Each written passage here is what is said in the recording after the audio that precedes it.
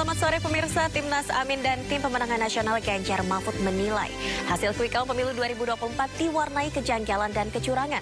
Bukti-bukti terjadinya pelanggaran sedang dikumpulkan, tim khusus investigasi dan audit dugaan kecurangan pemilu juga segera dibentuk.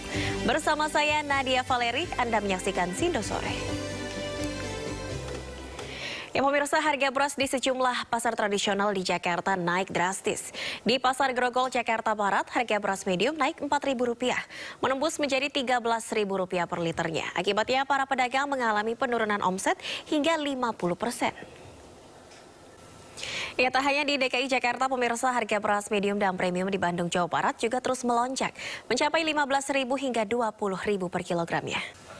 Di Tegal, Jawa Tengah, pemirsa, harga beras yang kian mahal menembus Rp17.000 per kilogram membuat warga beramai-ramai beralih membeli beras murah seharga Rp10.000 per kilogram. Warga bahkan rela berdesakan demi mendapatkan beras murah ini.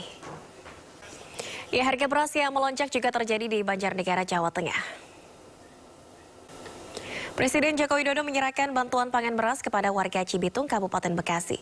Selain membagikan bantuan, Presiden juga memeriksa stok beras di gudang Bulog beras Cibitung. Sementara itu pemirsa, akibat naiknya harga beras di pasaran, pemilik warung makan mengalami kerugian.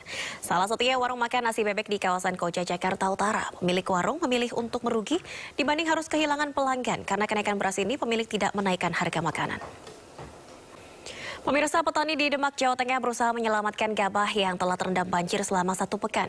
Banjir di Demak mulai surut, namun di sejumlah kawasan pemukiman masih terendam air hingga setinggi 1 meter. Kita ke informasi lainnya pemirsa, komedian Alfiansyah atau yang lebih dikenal dengan nama Komeng buka suara terkait perolehan suara di pemilihan Dewan Perwakilan Daerah atau DPD Jawa Barat. Komeng mengaku tidak pernah kampanye dan hanya bermodalkan visi misi memajukan seni dan budaya. Pemirsa, sejumlah warga di Kota Tangerang Selatan, Banten akan mengikuti pemungutan suara lanjutan dikarenakan sejumlah TPS terendam banjir. Sementara itu di Cirebon, Jawa Barat, 5 TPS di 2 kecamatan mendapatkan rekomendasi Bawaslu untuk pemungutan suara ulang karena terdapat 11 orang yang tidak masuk daftar pemilih tetap. Pemirsa, PT KAI Daob 1 Jakarta telah membuka pemesanan tiket kereta api jarak jauh untuk masa angkutan Lebaran tahun 2024 ini. Masyarakat yang ingin menggunakan jasa transportasi kereta pada keberangkatan H-10 Lebaran hingga seterusnya sudah dapat melakukan pemesanan melalui aplikasi Akses by KAI serta seluruh channel resmi penjualan tiket kereta yang bekerja sama dengan PT KAI. Timnas Amin dan tim pemenangan nasional Ganjar Mahfud menilai hasil quick Pemirsa, Timnas Amin dan tim pemenangan nasional Ganjar Mahfud menilai hasil quick count pemilu 2024 diwarnai kejanggalan dan kecurangan. Bukti-bukti terjadinya pelanggaran saat ini sedang dikumpulkan, kemudian tim khusus investigasi dan audit dugaan kecurangan pemilu juga akan segera dibentuk. Ya pemirsa, dugaan penggelembungan hasil surat suara untuk pasangan calon presiden nomor urut 2 terjadi di tempat pemungutan suara di kawasan Grobogan. Petugas tempat pemungutan suara tersebut kemudian mengklarifikasi setelah viral di media sosial.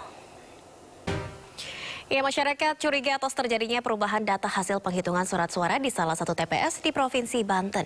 Kecurigaan ini mencuat dari unggahan video salah satu warga terkait data Sirekap yang tidak sesuai dengan formulir C dan menguntungkan salah satu paslon.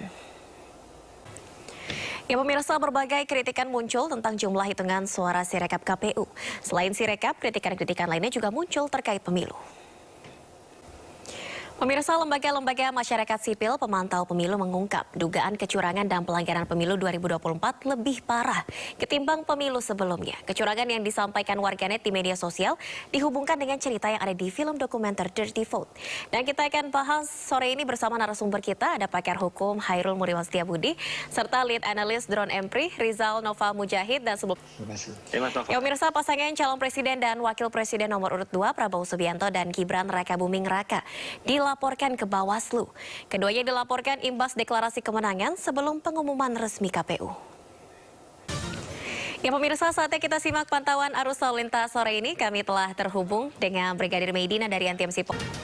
Pemirsa, artis Tamarati Asmara menjalani pemeriksaan psikologi forensik terkait kasus kematian putranya Raden Adante Halif. Penyidik Polda Metro Jaya terus melakukan investigasi guna mengungkap motif pembunuhan bocah yang tewas tenggelam di kolam renang.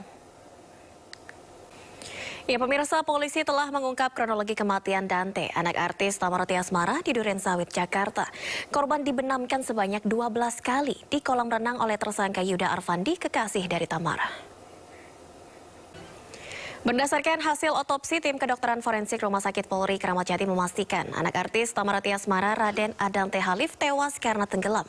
Polisi menjelaskan seminggu sebelum kematian korban, Tamara dan pelaku sempat mengecek air dan fasilitas kolam renang tempat kejadian perkara. Nah, pemirsa, kami akan segera kembali usai jeda berikut, tetaplah di Sindo Sore.